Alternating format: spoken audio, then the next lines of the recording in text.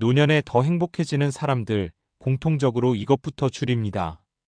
은퇴를 앞두고 있거나 이미 은퇴한 분들과 이야기를 나누다 보면 비슷한 고민을 자주 듣게 됩니다.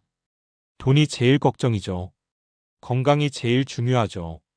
물론 맞는 말입니다. 그런데 시간이 지나고 나서 다시 만나보면 정작 노년에 더 행복해진 분들이 먼저 손본 것은 돈도 건강도 아니었습니다. 그보다 앞서 공통적으로 줄인 것이 하나 있습니다. 바로 불필요한 것들입니다. 그리고 그 중에서도 특히 많이 줄이는 것은 기대, 비교, 관계의 과부하, 그리고 생활의 복잡함입니다. 젊을 때는 더하고 쌓는 삶이었다면 은퇴 이후는 덜어내는 삶으로 전환하는 시기라고들 말합니다. 그런데 이 덜어내기가 단순히 물건을 정리하는 미니멀리즘 차원에 그치지 않습니다. 삶의 방식 자체를 바꾸는 과정에 가깝습니다. 노년에 더 행복해지는 사람들은 공통적으로 내가 감당할 수 없는 것을 줄이는데 집중합니다. 기대도 줄이고, 비교도 줄이고, 억지 관계도 줄이고, 소비도 줄입니다. 그러면 이상하게도 여유와 만족감은 오히려 늘어납니다.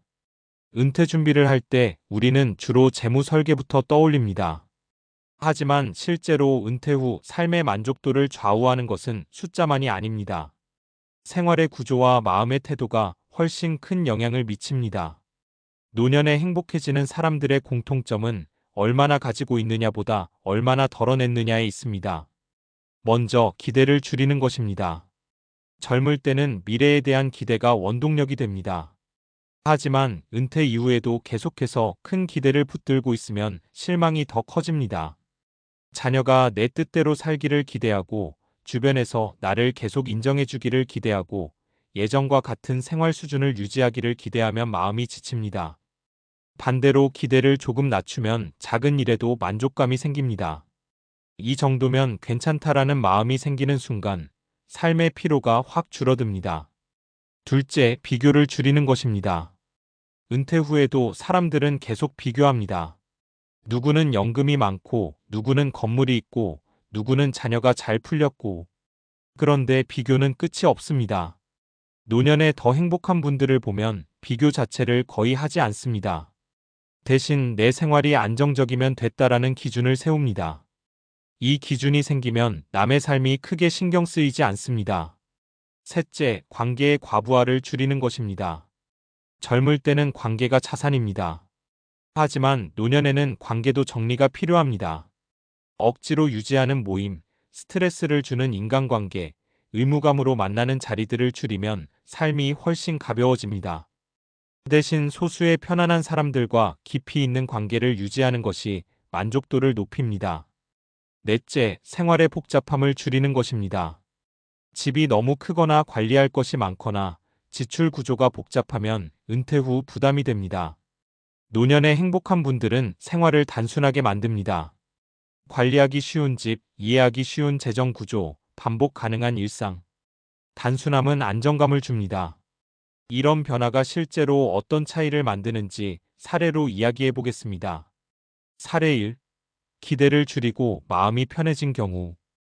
60대 후반의 한 분은 은퇴 후 자녀와 자주 다퉜습니다. 자녀가 자주 연락하지 않는 것이 서운했고 명절 때도 예전처럼 모이지 않으니 섭섭했습니다. 그러다 어느 날 기대를 내려놓기로 했다고 합니다. 자식도 자기 삶이 있지라고 생각을 바꾸고 연락이 오면 반갑게 받고 안 오면 그냥 지냈습니다. 대신 본인 취미와 생활에 집중했습니다. 몇 달 지나자 마음이 훨씬 편해졌다고 합니다. 자녀와의 관계도 오히려 좋아졌습니다. 기대를 줄였더니 관계가 부드러워진 것입니다. 사례 2. 비교를 멈추고 만족도가 높아진 경우. 은퇴 후 모임에서 늘 자산 이야기가 나오면 우울해지던 분이 있었습니다. 다른 사람들보다 준비가 덜 된 것 같아 불안했다고 합니다. 그런데 모임을 줄이고 본인 생활 기준을 다시 세웠습니다. 내가 생활비 걱정 없이 지내면 됐다라는 기준이 생기자 마음이 안정됐습니다. 이후에는 남의 자산 이야기에 크게 흔들리지 않았고 오히려 생활 만족도가 높아졌다고 합니다. 사례 3. 관계를 줄이고 삶이 가벼워진 경우. 퇴직 후에도 각종 모임을 다니느라 바빴던 분이 있었습니다. 그런데 모임이 많을수록 피로감이 커졌습니다. 결국 스트레스를 주는 모임 몇 개를 정리하고 정말 편한 사람들만 남겼습니다. 그러자 시간이 생겼고 운동과 독서에 집중하게 됐습니다. 이제야 진짜 내 시간 같다라고 말했습니다.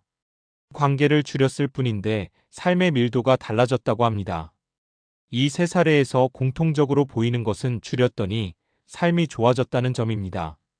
우리는 흔히 더 가져야 안정될 것이라고 생각합니다. 하지만 노년에는 오히려 덜어낼수록 안정됩니다.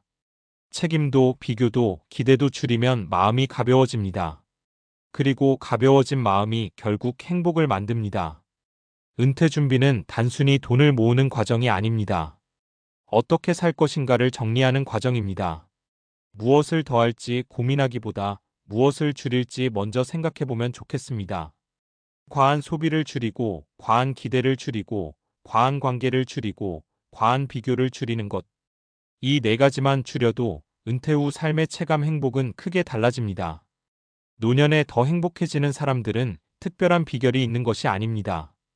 다만 공통적으로 지금의 나에게 필요 없는 것부터 줄인다는 선택을 합니다. 그 선택이 쌓이면 삶이 단순해지고 단순해진 삶은 편안해집니다. 그리고 편안함이 오래 지속될수록 사람은 자연스럽게 행복해집니다. 은퇴를 준비하고 있다면 혹은 이미 은퇴 후 삶을 살고 있다면 이렇게 한번 질문해 보면 좋겠습니다. 나는 지금 무엇을 더하려고만 하고 있지 않은가? 혹시 먼저 줄여야 할 것이 있지 않은가? 행복한 노년은 거창한 준비에서 시작되지 않습니다. 대개는 아주 작은 덜어냄에서 시작됩니다. 앞에서 이야기한 것처럼 노년에 더 행복해지는 사람들은 공통적으로 무언가를 줄이는 선택을 합니다. 기대를 줄이고 비교를 줄이고 관계의 과부하를 줄이고 생활의 복잡함을 줄입니다. 그런데 이게 단순한 기분이나 성격의 문제가 아니라는 점이 중요합니다. 실제로 뇌과학, 심리학, 노년학 연구에서도 비슷한 결론이 나옵니다. 즉, 덜어내는 삶이 노년의 행복을 높인다는 것은 감성적인 조언이 아니라 과학적으로도 설명되는 현상입니다. 먼저, 왜 나이가 들수록 줄이는 선택이 행복을 높일까를 뇌의 관점에서 보면 이해가 쉽습니다. 사람의 뇌는 나이가 들수록 처리할 수 있는 정보량과 에너지가 줄어듭니다. 이를 인지 자원이라고 합니다. 젊을 때는 여러 일을 동시에 하고 복잡한 관계를 유지하고 다양한 선택을 처리할 수 있습니다. 하지만 은퇴 이후에는 뇌가 효율성을 우선으로 선택합니다. 그래서 불필요한 자극이나 스트레스를 줄일수록 뇌의 피로가 줄고 안정감이 높아집니다. 실제로 노년기 행복도를 연구한 심리학 이론 중에 사회정서 선택 이론이라는 것이 있습니다. 이 이론에 따르면 사람은 나이가 들수록 시간의 유한성을 더 강하게 인식하게 됩니다. 그러면 자연스럽게 장기적인 성취보다 정서적으로 안정되고 의미 있는 것을 선택하게 됩니다. 쉽게 말해 많이보다 편안하게를 택하게 되는 것입니다. 그래서 노년에 행복한 사람들은 무의식적으로라도 선택을 줄이고 관계를 정리하고 삶을 단순화하는 방향으로 움직입니다. 또 하나 중요한 것은 스트레스 호르몬입니다. 비교와 기대, 과도한 관계는 모두 스트레스를 만듭니다. 스트레스가 지속되면 코르티솔이라는 호르몬이 계속 분비됩니다. 이 호르몬이 오래 높게 유지되면 수면의 질이 떨어지고 면역력이 낮아지고 우울감이 높아집니다. 특히 노년기에는 회복 속도가 느리기 때문에 스트레스의 영향이 더 크게 나타납니다. 반대로 생활을 단순화하고 관계를 줄이고 비교를 줄이면 코르티솔 수치가 낮아지고 안정감이 높아집니다. 이건 단순한 기분 문제가 아니라 몸의 반응 자체가 달라지는 변화입니다. 여기서 중요한 연결 지점이 하나 더 있습니다. 바로 의사결정 피로입니다. 은퇴 후에도 의외로 많은 사람들이 피로를 느끼는 이유는 일이 많아서가 아니라 선택이 많아서입니다. 어디에 돈을 쓸지, 누구를 만날지, 어떤 모임에 나갈지, 자녀 문제에 어디까지 개입할지. 이런 선택이 계속 쌓이면 뇌가 지칩니다. 이를 결정 피로라고 합니다. 연구에 따르면 결정 피로가 쌓이면 만족도가 떨어지고 우울감이 올라가며 심지어 건강 행동도 줄어듭니다. 운동이나 식단 관리도 잘 안 하게 됩니다. 그래서 노년에 행복한 사람들은 의식적으로든 무의식적으로든 선택 구조를 단순화합니다. 생활 패턴을 정해두고 지출 구조를 단순하게 만들고 인간관계를 정리합니다. 이렇게 하면 매일의 결정 에너지가 줄어들고 남는 에너지를 즐거움과 휴식에 쓸 수 있습니다. 또 하나 눈여겨볼 부분은 비교와 행복의 상관관계입니다. 행복 연구에서 꾸준히 나오는 결과가 있습니다. 절대적인 소득보다 상대적 비교가 행복에 더 큰 영향을 준다는 것입니다. 그런데 나이가 들수록 비교의 기준이 계속 유지되면 만족감이 떨어집니다. 반면 비교를 줄이고 자기 기준을 세운 사람들은 삶의 만족도가 높아집니다. 이는 주관적 안정감 연구에서도 반복적으로 확인된 내용입니다.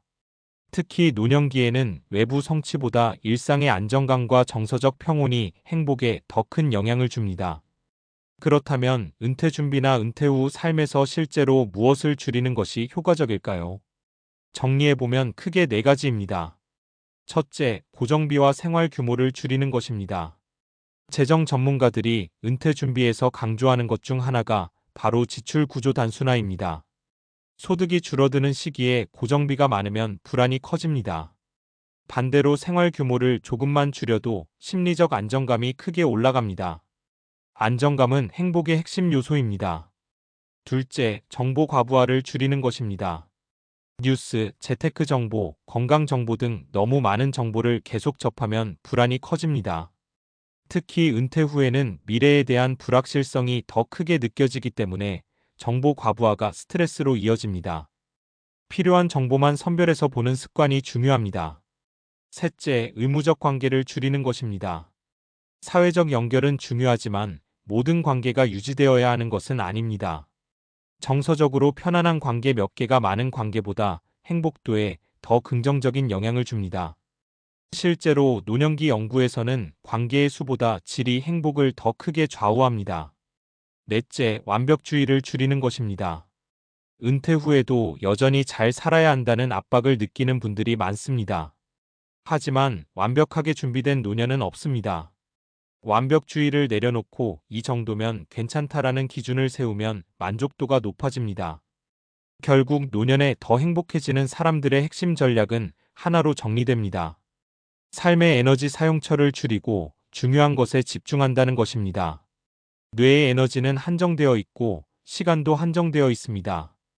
이 한정된 자원을 어디에 쓰느냐가 노년의 만족도를 결정합니다. 은퇴 준비를 재정 중심으로만 생각하면 불안이 커질 수 있습니다. 하지만 삶의 구조를 단순화하는 방향으로 접근하면 심리적 안정이 생깁니다. 안정이 생기면 작은 즐거움이 커지고 작은 즐거움이 쌓이면 삶의 만족도가 올라갑니다.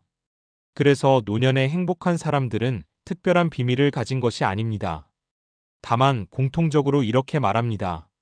줄였더니 편해졌다. 편해지니 여유가 생겼다. 여유가 생기니 행복해졌다. 은퇴 이후의 삶을 준비할 때 우리는 종종 더 많이 준비하려고만 합니다. 하지만 과학적 연구와 실제 사례를 종합해보면 방향은 의외로 단순합니다. 더하는 준비와 함께 줄이는 준비를 시작하는 것. 지금 줄일 수 있는 작은 것 하나만 정리해도 좋습니다. 모임 하나, 지출 하나, 기대 하나, 비교 하나. 이 작은 줄이기가 쌓이면 노년의 삶은 훨씬 가벼워집니다. 그리고 가벼워진 삶이 결국 오래 지속되는 행복으로 이어집니다.